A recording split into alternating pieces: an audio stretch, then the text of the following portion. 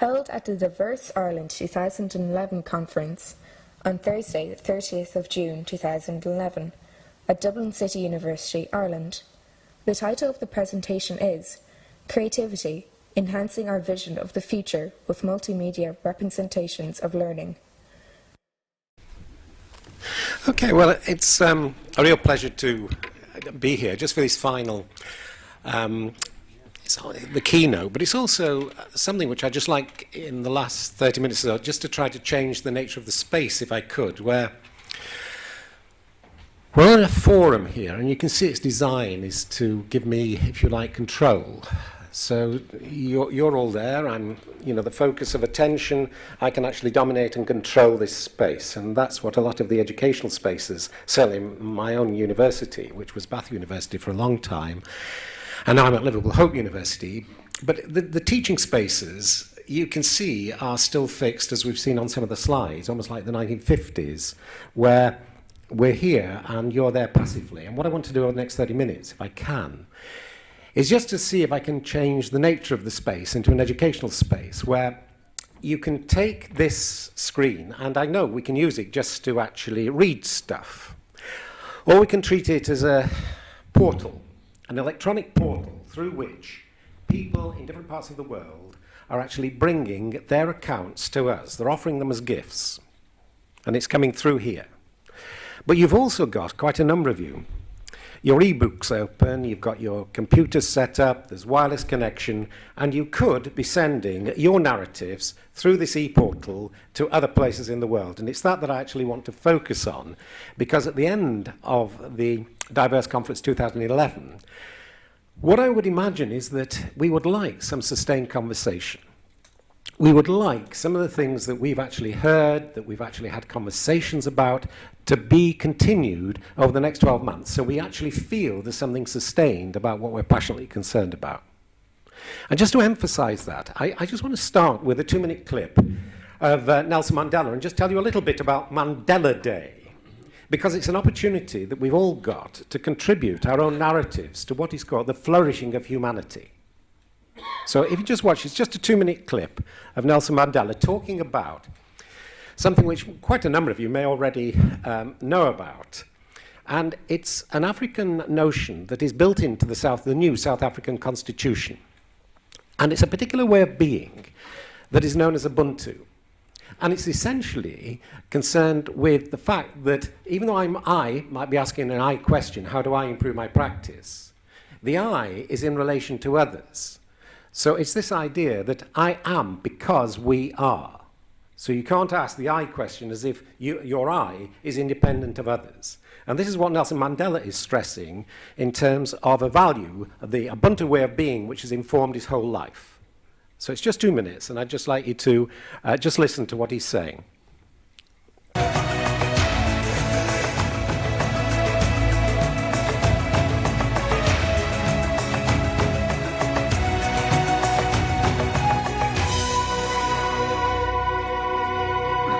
Many people regard you as a personification of Ubuntu. What do you understand Ubuntu to be? In the old days when we were young, a traveler through a country would stop at a village and he didn't have to ask for food or for water. Once he stops, the people give him food, entertain him. That is one aspect of Ubuntu, but it will have various aspects.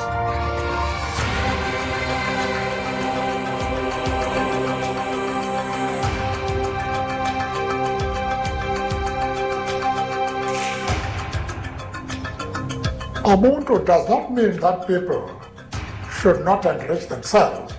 The question, therefore, is, are you going to do so in order to enable the community around you to be able to improve? These are the important things in life. And if one can do that, you have done something very important which will be appreciated.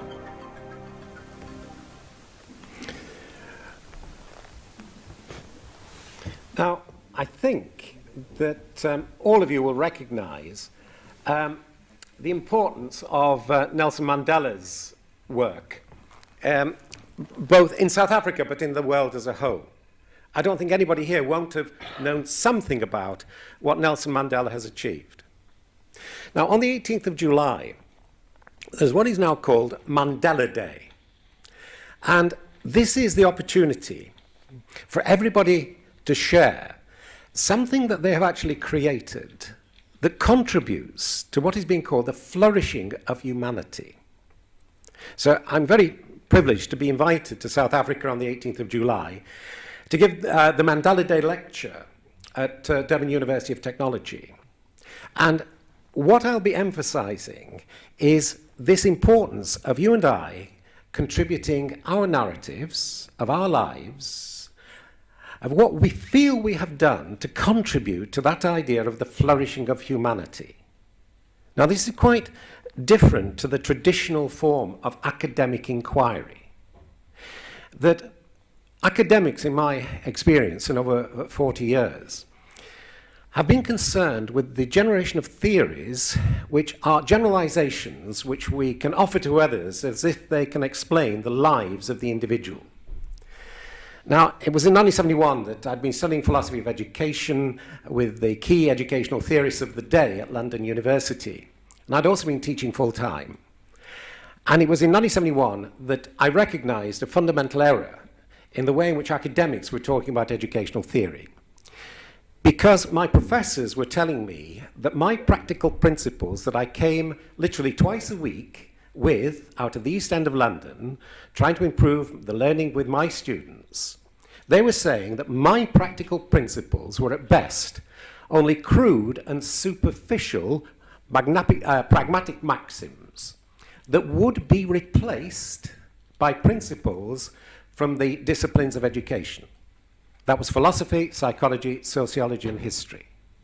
Now, it was only in 1971, I mean, studying for 3 to 4 years what was known as the disciplines approach to educational theory. But it was only in 1971 that I had the courage to say, actually, you're making a mistake. My practical principles actually do matter. They will never be replaced by the conceptualizations of the philosopher, the psychologist, the sociologist, the historian, the economist, the learning theorist. You need to take seriously the practical principles I'm using to explain my influences with my pupils as I try to enhance their learning. And it's the same, I think, with everybody in this room. I think you've got your embodied knowledge that you've generated over years of reflection, of careful thought about the values that you're trying to live as fully as you can, and that I'm claiming we need to learn how to make public so it can be shared around the world as a whole. Because if your values were shared more widely, I'm saying the world would become a better place to be.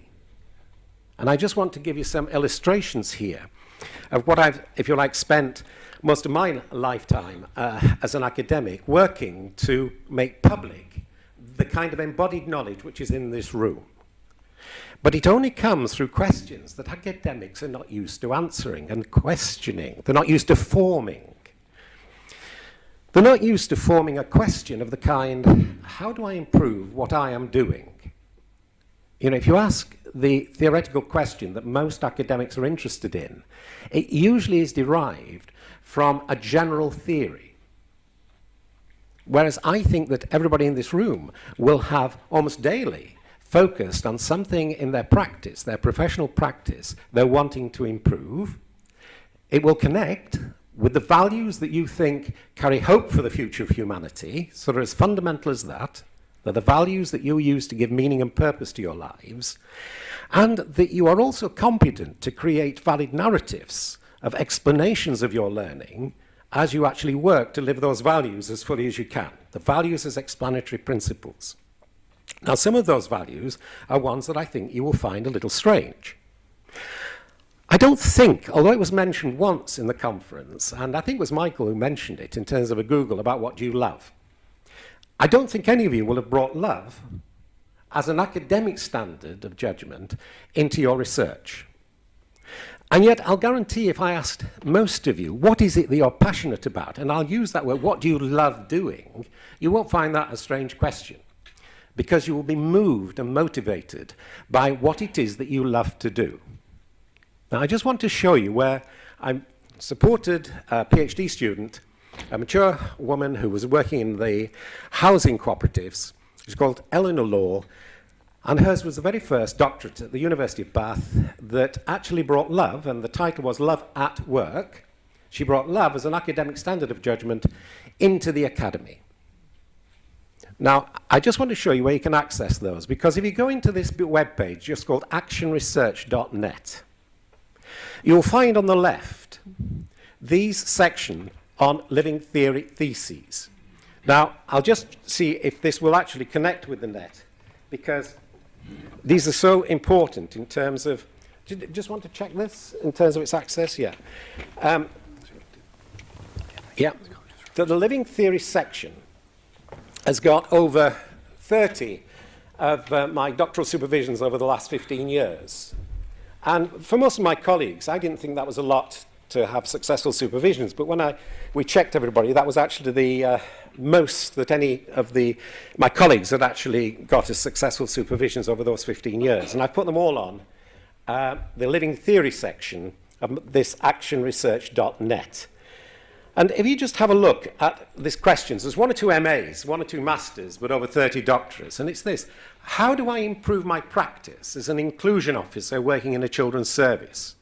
How do I contribute to the education of myself and others? This is the only husband and wife supervisions that I've done to successful conclusion. This Karen Riding and Simon Riding, they're really well worth looking at. How do I come to understand my shared living educational standards of judgment? Karen brings in her love for Simon as a really motivating factor in her life. But you just get a sense as you go through these. This one here was very special.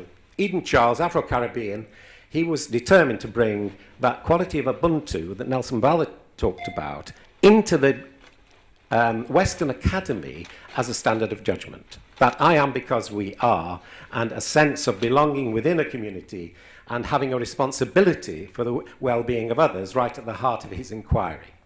So that point there about how can I bring Ubuntu is very important. Here from India, learning difficulties in a Mumbai school. This is Eleanor's love at work. What is my lived experience of love and how may I become an instrument of love's purpose? Now, if you click on any of these, what happens is that you get into the abstracts. You can download any of these, and they've been offered to you as gifts. So when I'm saying that's an electronic portal, what I'm meaning is that the people here have done a great thing, I think. They've said to me, look, Jack, you can put this on the web, and this is now flowing into this room. If you've got your wireless connection, you can access it. And the question, for example, that Chris Jones asked, which is one that I'm saying each one of us can ask and answer and research. How do I improve my practice? Now, Chris is an inclusion officer working in a children's service.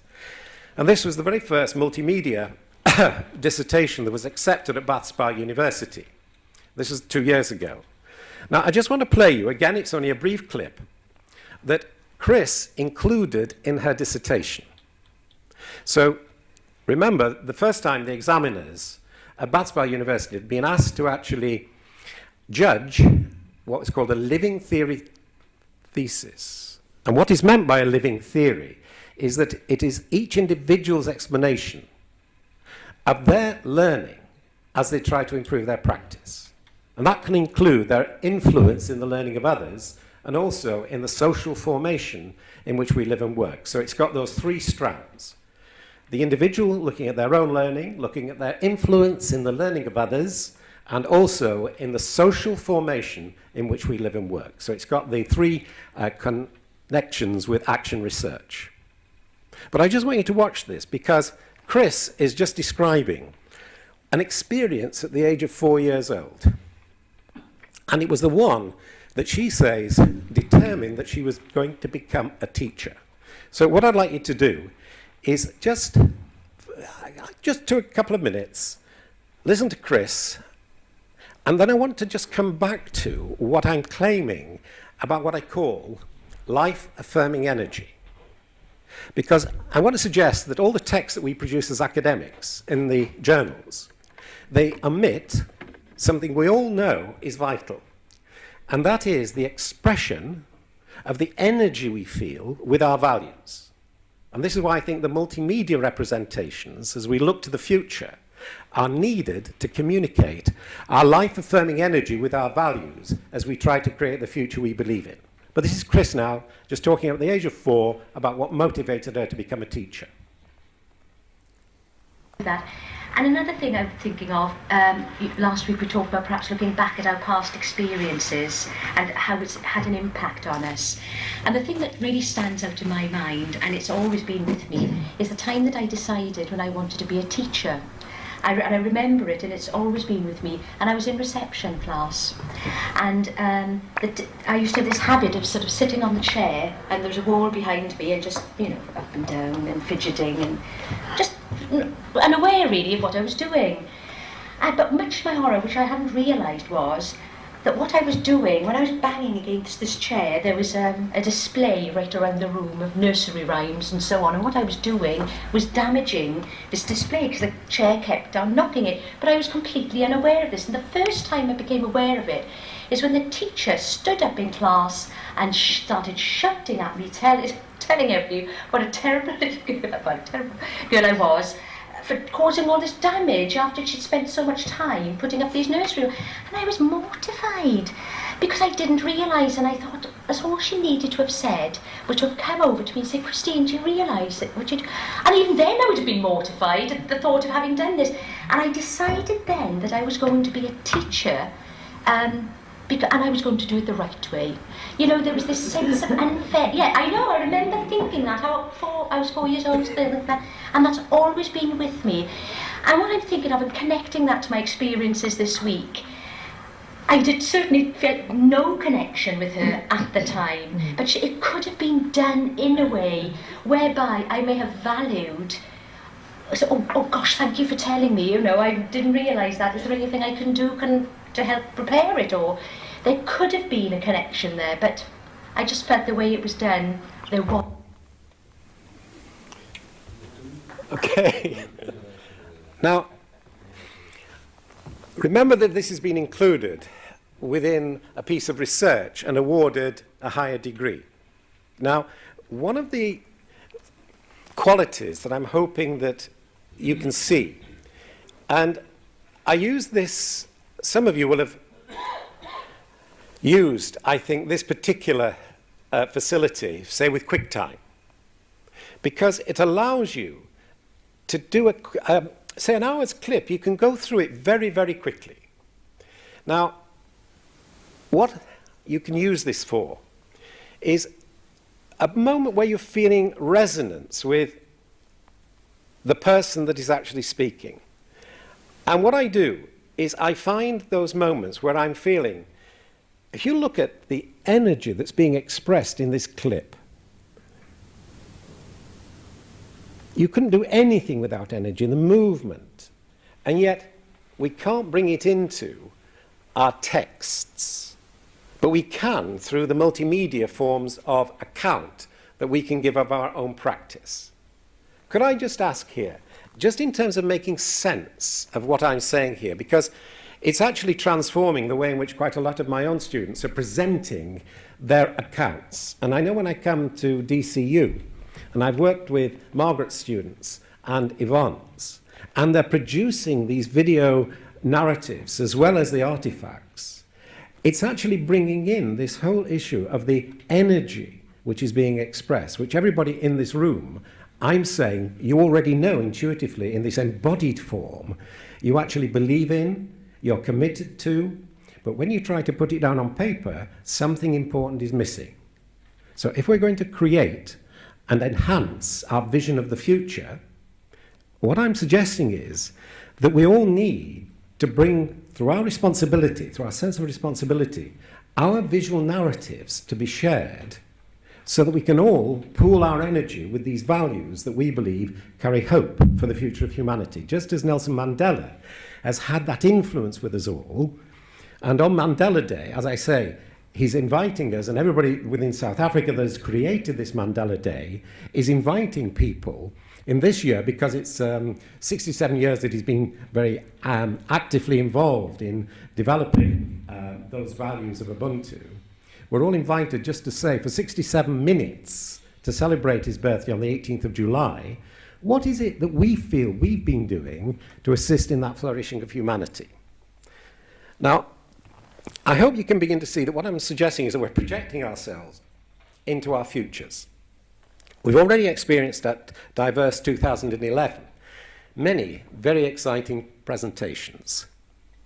Yet, unless we now start to reflect upon our own responsibility to show what it is that we're doing to live these values more fully as we create our own futures, if you like, we'll leave Diverse 2011 without actually feeling that we're part of the pooling of the energy and the values that really will make a difference in the world, just as on the 18th of July, you know I'll be in Durban, South Africa, trying to bring into that context some of these accounts, like Chris Jones's, about how do I improve my practice as inclusion officer working in a children's service.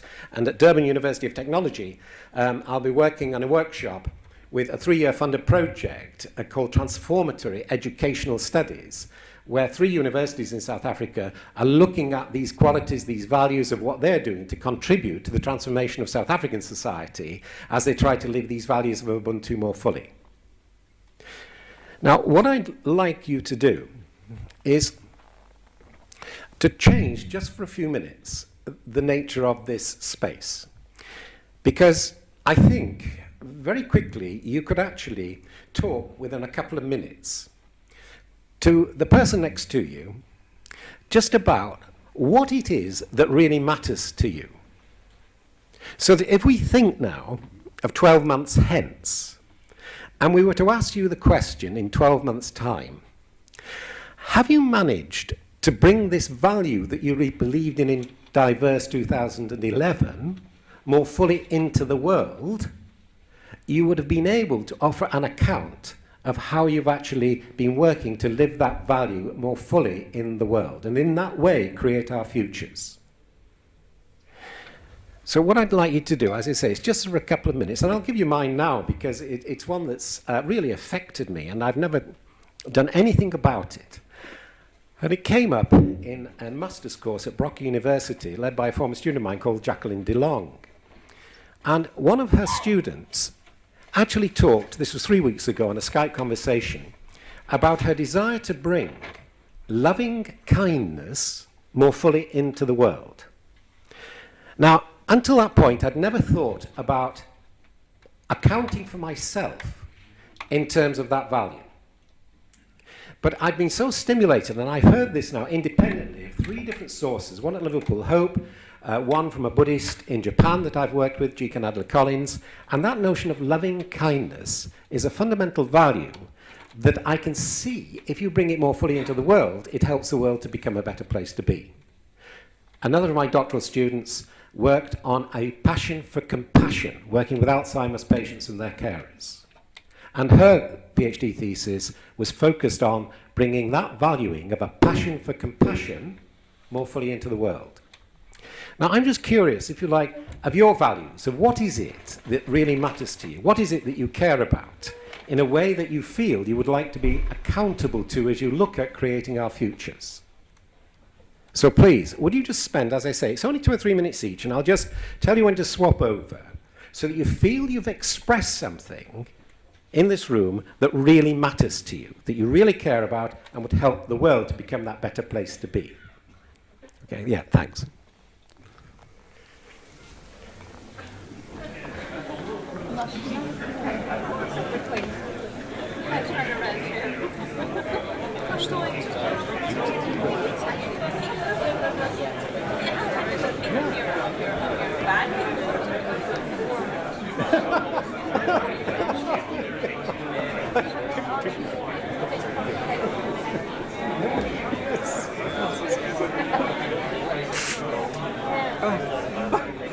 We'll be having a video.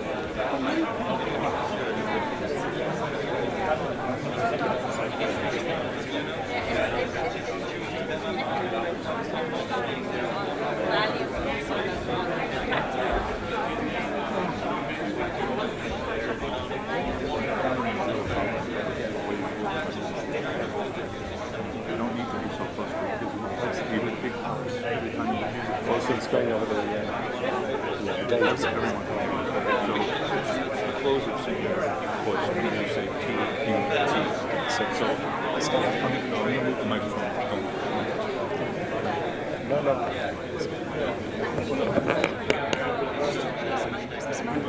It will when I know someone's using it. I'll unmute it, but I don't leave it on. Yeah, sorry about that. That's okay.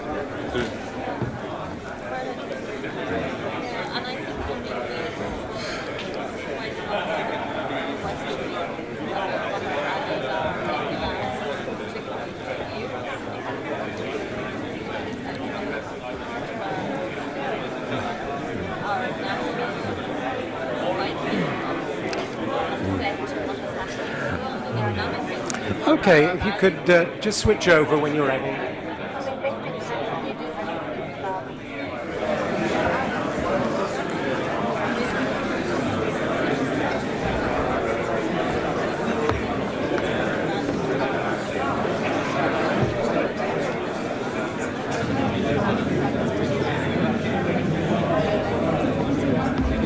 It's okay. No, it's thank you.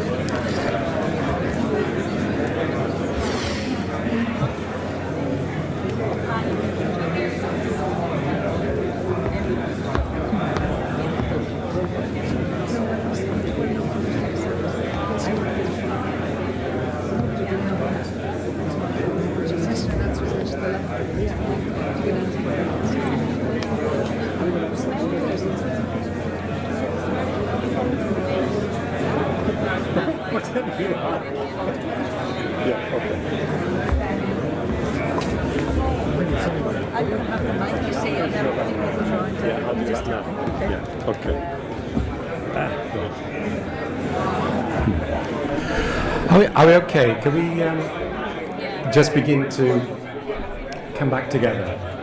Thanks.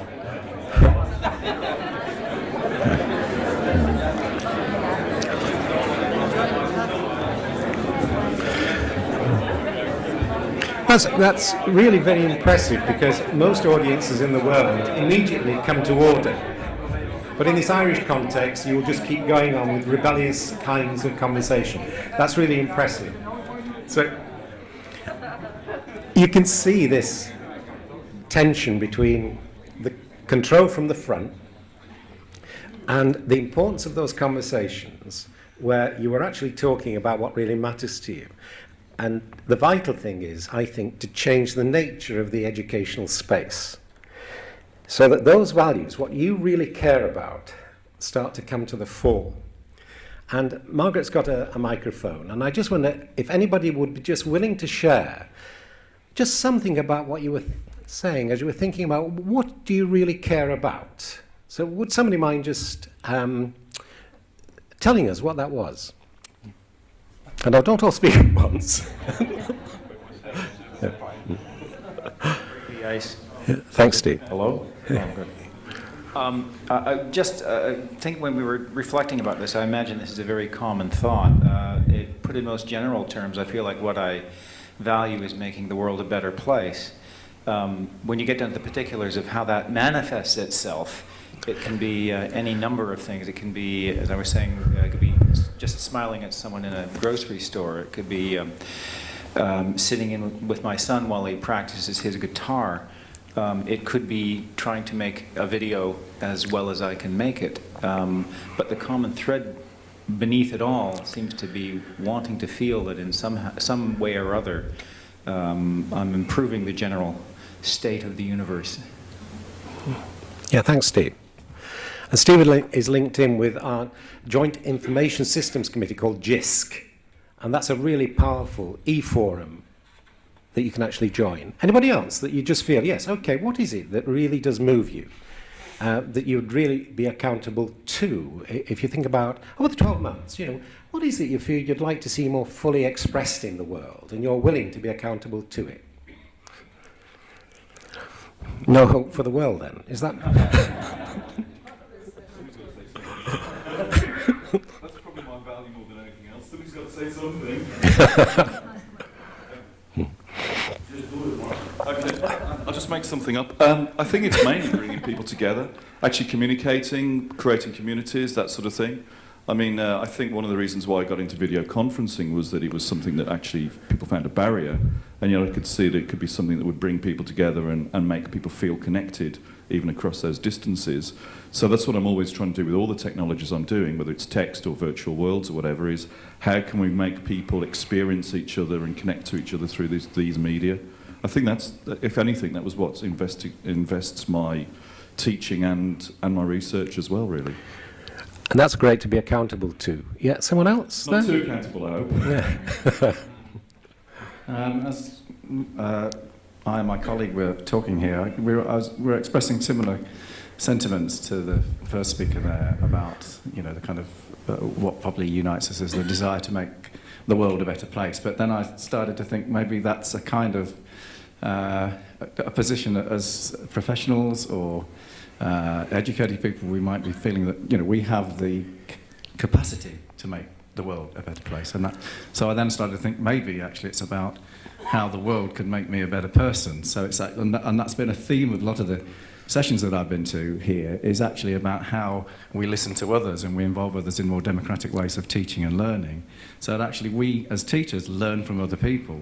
We become better teachers or better people, and I think that for me has been one of the key messages of this conference. I don't know if that gets down to what my passion is, but for me that's been a really important part of this process. Yeah, thanks. I mean, Vince actually talked about the democratic processes that we using wikis actually can help the pupils to become much more participatory with us, with the passion, if you like, for democracy. So that certainly is a value that I think many of us would love to see more fully in the world. Okay. Is there anybody else that would just, before we are coming to the end of the session, but anybody else? We've got democracy. Yes? The learning from others is vital.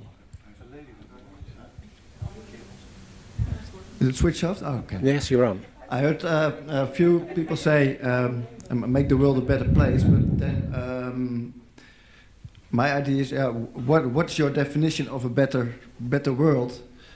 And for my definition, a better world would start with the things you work with really work and function well. And that's what thrives me, because when my goal is to the things I work with should function, and that would enable people to teach better and to express themselves better. So let's say a better world would be a world, or a small world like this, where the things work before you start. Yeah, that would be. That would be a little universe in itself. Yeah. No, thank you. That's really powerful, because there's something I liked in the early writings of Karl Marx about what is it to produce something as a human being, and he said, look, we are twice affirmed. If you produce something which I can use, you yourself are affirmed in actually producing something that satisfies you. But in the fact that you see me using something that you've produced in the way that I create my life, that also gives you that affirmation. So it's that sense of being twice affirmed. And it feels to me that your narratives, if you can actually bring them and share them through this medium, using these multimedia representations, I think others will actually learn something very significant about how to live their values in their context. And I just would like to leave you with this forum. I've been doing this now for 7 years, and it comes from the organisation that Steve belongs to, which is JISC. And every academic in the UK has got the facility to create their own e-forums. Now, if you go into this actionresearch.net and what's new, and you just go to the bottom, you'll see this, the living archives of the e-seminars, join or leave the practitioner researcher e-seminar. Now, if you just click on that, it just allows you to join it. So if you feel that you want to be in conversations with others who are trying to live their values as fully as they can, and are just wanting to engage in a conversation, this is from all over the world, you can actually just join there. You can just access the archives in terms of just seeing what others have actually contributed. And if you just look down, I mean, it's been going since 2004. And I'll just mention this June one. It was really nice because I gave a keynote on Tuesday to an action research and creativity conference in Pepperdine in the USA. And it was done through Skype.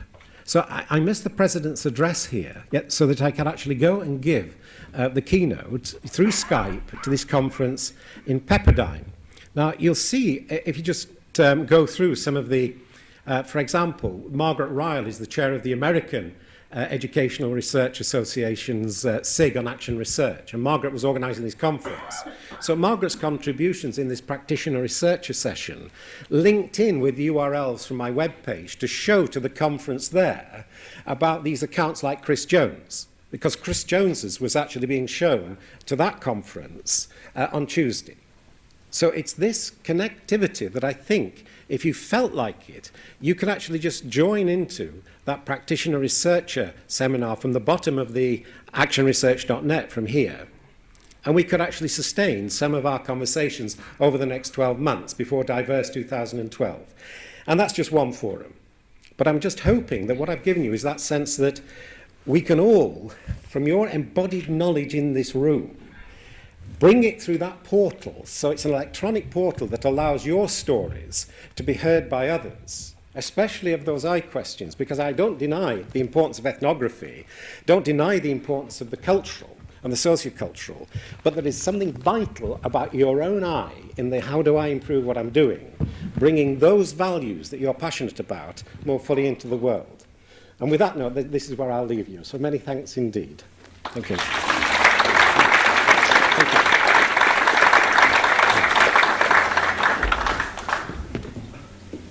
Any questions again for Yvonne or Jack before we round up the session? Any questions at all? Okay, back to it again. Right. You have a question? Oh, well, can I go here first and then? Could we please listen to the last value speaker over here?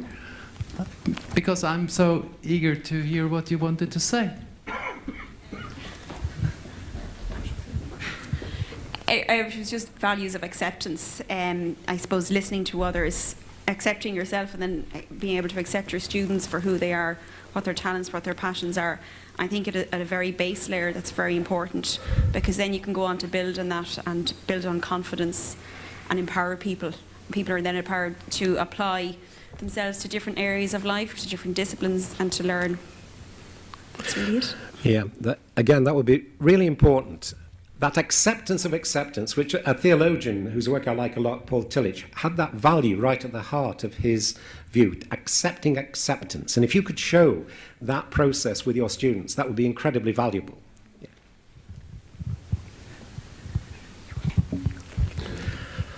Hello, I'm Leon from the Netherlands. You know, listening to you strikes me as, you know, the content you are giving me as very religious. I mean, you could be a reverend, for example, and just trying to, you know, make me member of a new church. And it just struck me like that, and I was just wondering whether there's something religious about what you're saying. Is there any religious fundamental in you? No, I see. No, do you know, I think I put a lot of my colleagues off because they thought I was on drugs when I was teaching in schools. You know, I'd come out of teaching my 11-year-olds and I was out on absolute high, you know. But no, I don't have any theistic belief at all. You know, it's just that I do feel very excited about what I call a life-affirming energy, which I feel, and in education it allows me daily to actually experience and live that value. But no, there is absolutely no religious faith whatsoever. Okay. So sorry about that in terms of, yeah, no. May I respond on that? I'm Sylvia Moes from the Netherlands. To me, it seems not religious at all, but being human. And I think being human in the basic.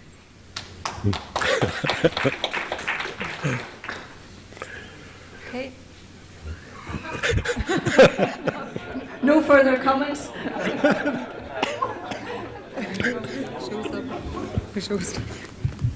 Okay. Yeah. Okay, folks, we'll finish up, and again, many thanks to Jack Whitehead and Yvonne Crotty for, again, bringing about how do I improve my practice and looking at a different way of representing knowledge, different way of representing what they're doing using multimedia. Okay, thank you. Thank you.